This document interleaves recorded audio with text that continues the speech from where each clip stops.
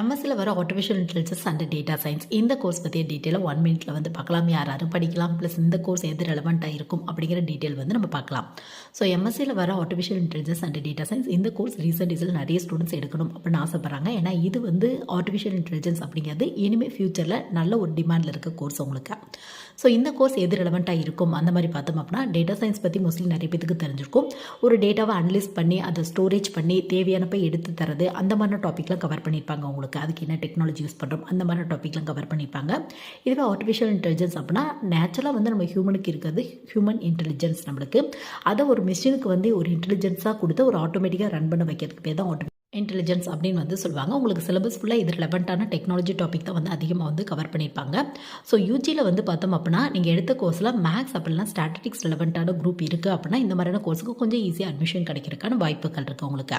So BSc எடுத்தவங்க mostly try பண்ணி பார்க்கலாம். பிசிஏ எடுத்தவங்க